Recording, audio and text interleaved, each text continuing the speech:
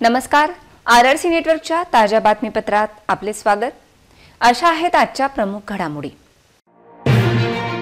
Headlines प्रस्तुत करता Pankaj कोठारेज, Kothari construction company, रामी हेरिटेज, जुना आरटीओ ऑफिस समोर, अकोला। रविवारी वादळी वाऱ्यासह पावसाची शक्यता, सोमवारी वऱ्हाडात सर्वत्र पाऊस, थंडी वाढणार। स्वाती इंडस्ट्रीजच्या कर्मचाऱ्यांचा पीएफ नसल्याची माहिती, कर्मचाऱ्यांचे शोषण होत असल्याची माहिती समोर।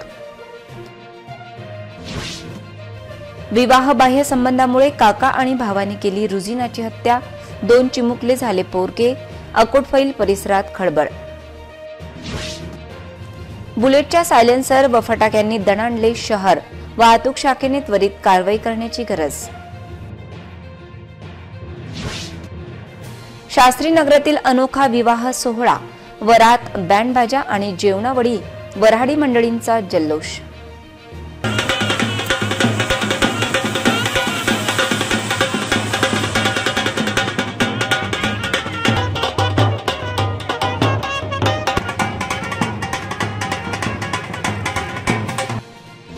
आता सविस्तर बातम्या। अकोला, अमरावती, यवतमाळ, बुलढाणा आणि वाशिम या वऱ्हाडातील 5ही जिल्ह्यात रविवार आणि सोमवार पावसाची शक्यता हवामान खात्याने व्यक्त केली आहे। त्यामुळे शेतकऱ्यांनी दक्षता घेण्याची गरज व्यक्त केली जात आहे। वऱ्हाडातील 5ही जिल्ह्यात रविवार आणि सोमवार पावसाची शक्यता व्यक्त केली आहे। अमरावती विभागातील प्रत्येक जिल्ह्यात 1-2 ठिकाणी विजांच्या कडकडाटासह पावसाची शक्यता व्यक्त केली जात आहे। पावसाबरोबर वादळी वारा देखील यावेळी राहील असा अंदाज आहे। सुमारे 30 ते 40 किलोमीटर प्रति तास वेगाने वाऱ्याचा वेग असेल। रविवार आणि सोमवार पावसाचा अंदाज पाहता शेतकऱ्यांनी आवश्यक ती कामे करण्याची गरज आहे। त्याचबरोबर विजांचा कडकडाट पाहता सुरक्षित ठिकाणी राहण्याची गरज व्यक्त केली जात आहे। या अवकाळी पावसाने गेल्या थंडीचा जोर देखील वाढण्याची शक्यता आहे। रविवारी पाऊस विरळ स्वरूपात पडेल तर सोमवारी सर्वत्र पावसाची शक्यता हवामान खात्याने व्यक्त केली आहे। स्वाती इंडस्ट्रीजला कर वसुलीचा ठेका देताना अनेक नियमांना बगल देण्यात आली। स्वाती इंडस्ट्रीजने लावलेल्या कर्मचाऱ्यांचे पीएफ खाते काढण्यात आले नसल्याची माहिती समोर आली आहे, तर काहींना रोज लाखो रुपयांचे टार्गेट देत वसुलीचे आदेश स्वाती इंडस्ट्रीजने दिले आहेत। स्वाती इंडस्ट्रीजने लावलेले 170 कर्मचाऱ्यांचा पगार तर वेळेवर होतच नाही, त्याचबरोबर रोज 1 लाख रुपये जमा करण्याचे टार्गेट आहे। स्वाती इंडस्ट्रीजच्या कर्मचाऱ्यांचे भविष्य निर्वाह निधी भरल्या जात नसल्याची ओरड खासगी कर्मचाऱ्यांची असून स्वाती इंडस्ट्रीज कर्मचाऱ्यांचे शोषण करत असल्याची ओरड आता सुरू झाली आहे। तर येथील एक वरिष्ठ कर्मचारी हा अकोलेकर कर्मचाऱ्यांना उद्धट वागणूक देत असल्याची ओरड सुद्धा आहे। यात मोठ्या संख्येत एका राजकीय पक्षाचे कर्मचारी कामावर असून त्यांच्याशी उद्धट वागणुकीने ते चांगलेच त्रस्त झाले आहेत। स्वाती इंडस्ट्रीजला ज्या आधारे कर वसुलीचा ठेका देण्यात आला होता त्या रकमेचा नियमित भरणा करण्यात स्वाती इंडस्ट्रीज अपयशी ठरली आहे। त्यामुळे स्वाती इंडस्ट्रीजचा ठेका रद्द होण्याची शक्यता बळावली आहे। अकोटफैल पोलीस स्टेशनच्या हद्दीत असलेल्या साधना चौकात रुजिना शेख अफसर कुरेशी या भुसावळ येथे राहत असलेल्या विवाहितेची हत्या झाल्याची घटना समोर आली आहे। याविषयी उपविभागीय पोलीस अधिकारी सुभाष दुधगावकर यांनी पुष्टी दिली आहे।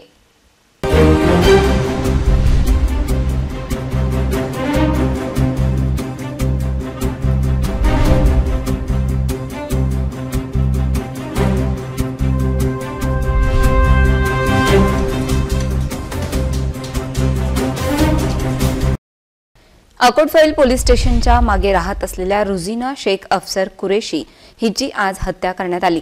हत्या करून आत्महत्येचा बनाव केल्याचे समोर आल्याची माहिती प्राप्त झाली होती। 2 मुलं असलेल्या रुजिना ही शुक्रवारी समीर कुरेशी सोबत पळून गेली होती। त्याविषयी शुक्रवारी सिटी कोतवाली सायंकाळी 6:15 वाजता तशी नोंद करत तिला अकोटफैल पोलीस स्टेशन येथे आणून परिवाराच्या स्वाधीन केले होते। या प्रकरणात घटनास्थळाचे पुरावे आणि परिस्थितीजन्य पुरावे पाहता रुजिनाची हत्या झाल्याचा दाट संशय स्थानिकांनी व्यक्त केला, तर काका मुश्ताक आणि भाऊ इम्रान यांनी कट रचून तिची हत्या केली आणि आत्महत्या दाखविण्याच्या प्रयत्नात ते होते। या प्रकरणात संशयाच्या आधारावर रुजिनाचे काका आणि भाऊ यांना पोलिसांनी ताब्यात घेतले आहे। घटनास्थळी वरिष्ठ पोलीस व इतरांची मोठी उपस्थिती होती। रुजिनाला 2 मुलं, 3 वर्षाची मुलगी आणि 1.5 वर्षाचा मुलगा असून ते आता पोरके झाल्याची हळहळ व्यक्त केली जात आहे। शहर वाहतूक शाखेच्या दुर्लक्षामुळे शहरात बुलेटचे सायलेन्सर हे फटाके फोडत फिरताना दिसत आहे। त्याचबरोबर बुलेटचा फटफट असा आवाज हा मोठ्या प्रमाणात ध्वनी प्रदूषण करत असून त्या विरोधात कारवाईची गरज आहे। त्याचबरोबर नवे मॉडिफाईड सायलेन्सर पोलिसांनी जप्त करून ते नष्ट करण्याची मागणी नागरिकांची आहे। शहरातील नागरिकांचे डोके दुखणे, कानाने नीट ऐकू न येणे, अर्धशिशी अर्थात मायग्रेन, त्याचबरोबर चिडचिड असे आजार वाढले आहेत। हे आजार ध्वनी प्रदूषणाने बळावल्याचे चित्र आहे। शहरातील बुलेट मालकांचा रुबाब आणि त्यांच्या फटफट्यांचा आवाज यामुळे रस्त्यावरील शेकडो नागरिक चांगलेच त्रस्त झाले आहेत। शहरातील हे ध्वनी प्रदूषण वाढते आहे। त्याचबरोबर काही पहलवान यांच्या बुलेटचे फटाके हे कानठळ्या बसवणारे असून त्यांच्या या फटाक्यांनी अनेकांना कानाचा विकार जडला आहे। इतक्यावर काहींची तब्येतीची कुरकुर थांबली नसून अनेकांना या ध्वनी प्रदूषणाने मायग्रेनचा त्रास वाढला आहे। अशा ध्वनी प्रदूषण करणाऱ्या बुलेट पोलिसांनी ताब्यात घेत त्यांच्या नियमानुसार कारवाई करण्याची गरज आहे। त्याचबरोबर त्यांचे मॉडिफाईड सायलेन्सर जप्त करत ते कायमचे नष्ट करण्याची गरज आहे। त्याचबरोबर अशा प्रकारचे सायलेन्सर विक्री करणारे दुकानदार शोधून त्यांच्यावर दंडात्मक कारवाईची मागणी नागरिकांनी केली आहे। शहरातील मोकाट जनावरांचा प्रश्न अतिशय बिकट आहे। महापालिकेचा कोंडवाळा विभाग हा निष्क्रिय असून केवळ गाडी संपूर्ण शहरात फिरविणे इतकेच काय तो उद्योग कोंडवाळा विभागाद्वारे केला जातो, पण याचा फटका सामान्य अकोलेकरांना बसत आहे। अग्रसेन चौकात अतिशय वर्दळीच्या वेळी दोन मस्तवाल वळू एकमेकांना आमने सामने भिडले। त्यावेळी चौकात सिग्नल यंत्रणा देखील सुरू होती। मुळात शहरातील मोकाट जनावरांचे नियंत्रण करण्याची जबाबदारी ही महापालिकेची आहे। शहरातील महत्त्वाच्या अग्रसेन चौकात वळूंचे हे चित्र महापालिकेचा निष्क्रियता अगदी स्पष्टपणे अधोरेखित करत आहे। या वळूंना अखेर वाहतूक शिपायाने काळी दाखवली, पण ते या वाहतूक शिपायाच्या अंगावर आल्याचे चित्र होते। महापालिकेला जबाबदारीचा विसर पडला आहे। त्यांना त्यांच्या कर्तव्याची जाणीव कधी होईल असा प्रश्न नागरिकांना पडला आहे। अशा प्रकारे मोकाट जनावरांमुळे रोज अकोल्यात 1-2 अपघात होतात। त्या अपघातास कोण जबाबदार असा प्रश्न आता विचारला जात आहे। महापालिका प्रशासनाला त्यांच्या कर्तव्याची जाणीव कशी होणार अशी विचारणा आता होत आहे। इतरही घडामोडींचा आपण आढावा घेणार आहोत, मात्र छोट्याशा विश्रांतीनंतर। Marcus the readymade multibrand showroom घेऊन आले आहे फुल टू पैसा वसूल मान्सून सेल। खरेदी करा 2 जीन्स आणि मिळवा 1 जीन्स अगदी फ्री फ्री फ्री। तसेच मिळवा 1000 रुपये किमतीचे कॅज्युअल शर्ट फक्त आणि फक्त रुपये 599 मध्ये, म्हणजेच मिळवा 40% पर्यंत महा डिस्काउंट। एवढेच नव्हे तर मिळवा सर्व प्रकारच्या ब्रँडेड फॉर्मल पॅन्ट व फॉर्मल शर्टवर 20% ते 35% पर्यंत महा डिस्काउंट। चला तर मग आजच मार्कस रेडीमेड मल्टीब्रँड शोरूमला भेट द्या आणि फुल टू पैसा वसूल मान्सून सेलचा भरपूर लाभ घ्या।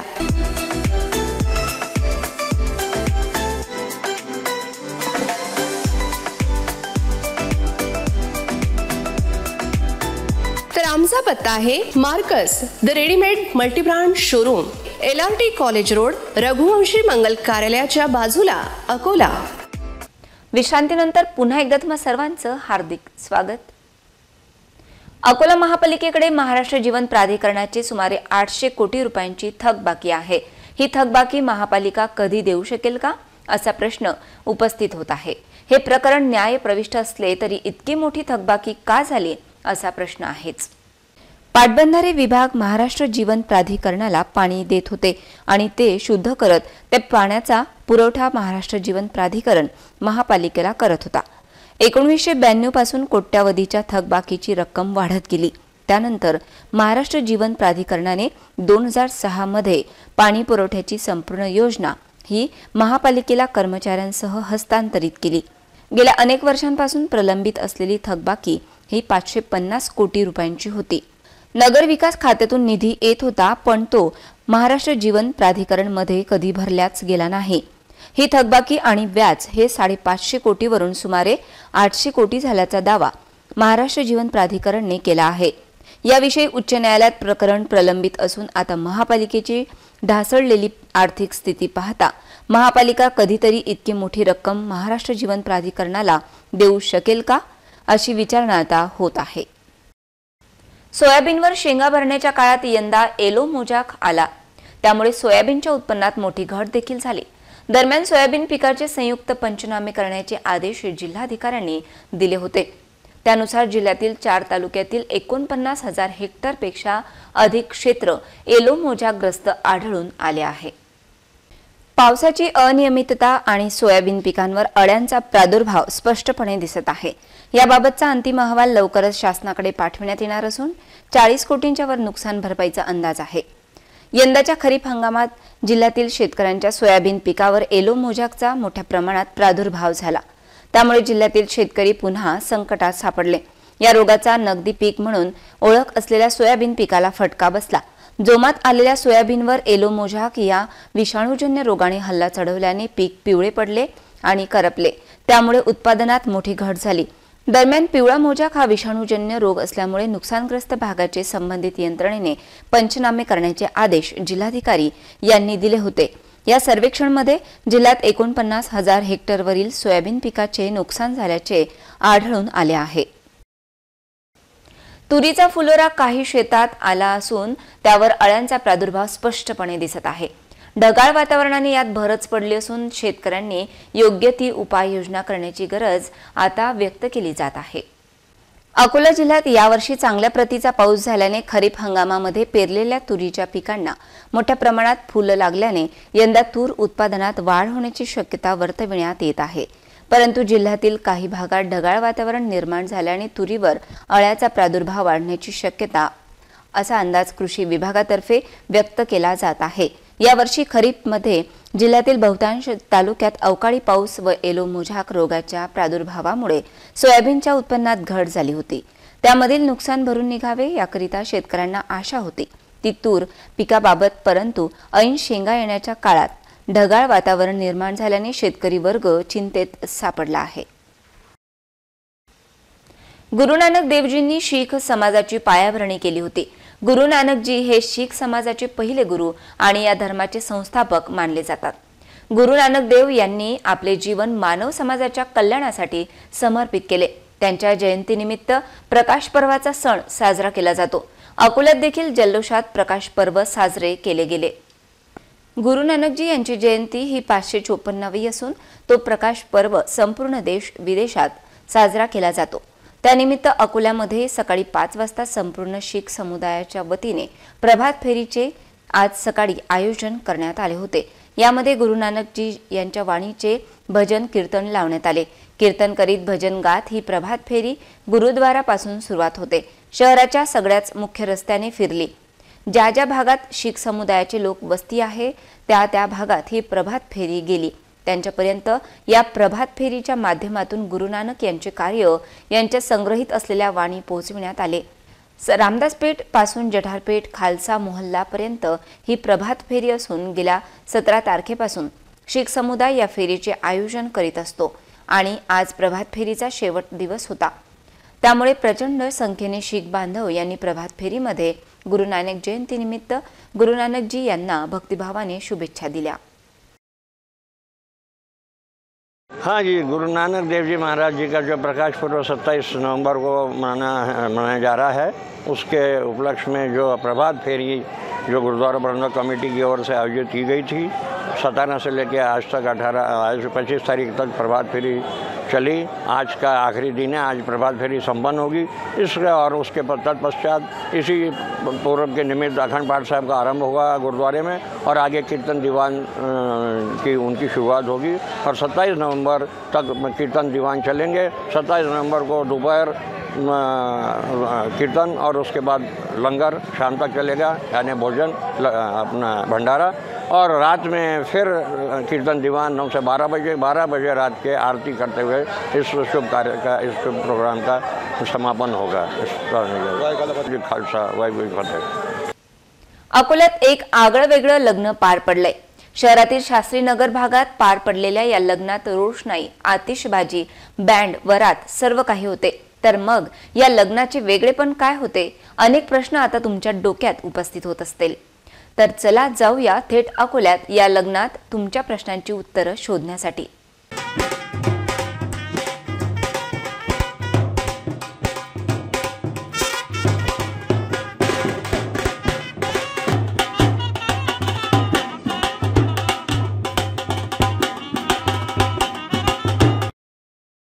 अकोल्यातील शास्त्रीनगर येथील शर्मा कुटुंबियांकडे पार पडलेलं लग्न हे इतर लग्नासारखंच होतं, मात्र काहीसं जरा हटके होतं. या लग्नात वाजंत्री, पाहुणे, जेवणावळी, मानपान असं सर्व काही होतं. मात्र वरवधू प्रत्यक्षात उपस्थित नव्हते. हे लग्न होतं तुळशीचं. हे लग्न होतं अगदी खऱ्याखुऱ्या लग्नासारखं. वाजंत्री, फटाके, लग्नमंडप, रोषणाई, वऱ्हाडी मंडळींची लगबग या लग्नात पाहायला मिळाली. तर वरपक्षाची सरबराई करण्यासाठी वधूपक्षाची धावपळ सुद्धा सुरू होती. श्रीकृष्णाची धूमधडाक्यात वरात काढण्यात आली. वराती खूप नाचले. दारावर आलेल्या वरातीचं जोरदार स्वागत करण्यात आलं. शर्मा परिवार गेल्या 15 वर्षांपासून तुळशी विवाह साजरा करतात. या लग्नासाठी त्यांचं सारं घर रोषणाई, दिवे, रांगोळ्या आणि फुलांच्या आराशीनं सजलं होतं. बाळकृष्ण व तुळस या दोघांमध्ये अंतरपाठ धरून मंगलाष्टके म्हणून त्यांचा विवाह लावण्यात आला. आपल्या संस्कृतीचं दर्शन नवीन पिढीला असावं या उद्देशाने हा लग्न सोहळा आयोजित करण्यात येतो. हम लोग इसको 15-16 साल से संपन्न कर रहे हैं और हमेशा हम लोग पारंपरिक पद्धति से इसका विवाह संपन्न करते हैं. इसके लिए हम लोग 8-10 दिन पहले से सब तैयारी करते हैं और पारंपरिक विधि से जो आज के समय में भी लुप्त होते जा रहा उसको हम लोग दिखाने की वजह से हर साल कुछ संदेश. इस बार हम लोगों ने इसको गन्ने का मंडप बना के इस तुलसी विवाह को संपन्न किया है. इसमें हमारी सभी लेडीज़ें बारात लेके आती हैं और बारात लेके विधि विधान से जिस तरह लड़की के विवाह संपन्न होता है उस तरह से हम इनका तुलसी विवाह को संपन्न करते हैं. और हर साल की तरह हम लोग इसको एक रूप देना चाहते हैं कि जो गांव में आज वो विलुप्त होते जा रहा है तुलसी विवाह, उसे हम लोग एक साकार कर रहे हैं सबको मिलके. इस मंगलाष्टकानंतर तुळशीचे कन्यादान करण्यात आले. त्यानंतर मंत्रपुष्प आणि आरती सुद्धा करण्यात आली. लुप्त होत असलेली भारतीय संस्कृती जोपासण्यासाठी शर्मा कुटुंब दरवर्षी तुळशी विवाहाचं आयोजन करत असते. या ठिकाणी उपस्थित पाहुण्यांनी सुद्धा या लग्नात आनंद लुटला. गेल्या अनेक वर्षांपासून शास्त्रीनगर येथील PK शर्मा आणि नीता शर्मा यांच्याकडे तुळशीचा विवाह अतिशय आनंदाने आणि उत्साहाने साजरा केला जातो. अगदी खऱ्याखुऱ्या विवाहाप्रमाणे सर्व प्रकारच्या पद्धती ज्या आहे त्या पूर्ण केल्या जातात. रीतिरिवाजाप्रमाणे वराचं स्वागत केलं जाते. नवरदेव येतो आणि वराकडच्या मंडळींची सगळी व्यवस्था केली जाते. यथायोग्य यथासांग विवाह पार पडतो. लग्न लावले जाते आणि लग्न समारंभानंतर नाश्ता आणि जेवणाची पण व्यवस्था केलेली असते. पुन्हा एक नजर टाकूया आजच्या प्रमुख घडामोडींवर. हेडलाइन्स प्रस्तुत करता पंकज कोठारेज, कोठारी कन्स्ट्रक्शन कंपनी, रामी हेरिटेज, जुना RTO ऑफिस समोर, अकोला. रविवारी वादळी वाऱ्यासह पावसाची शक्यता. सोमवारी वऱ्हाडात सर्वत्र पाऊस, थंडी वाढणार. स्वाती इंडस्ट्रीजच्या कर्मचाऱ्यांचा PF नसल्याची माहिती. कर्मचाऱ्यांचे शोषण होत असल्याची माहिती समोर. विवाहबाह्य संबंधामुळे काका आणि भावाने केली रुजिनाची हत्या. 2 चिमुकले झाले पोरके. अकोटफैल परिसरात खळबळ. बुलेटच्या सायलेन्सर व फटाक्यांनी दणाणले शहर. वाहतूक शाखेने त्वरित कारवाई करण्याची गरज. शास्त्रीनगरातील अनोखा विवाह सोहळा. वरात, बँडबाजा आणि जेवणावळी. वऱ्हाडी मंडळींचा जल्लोष.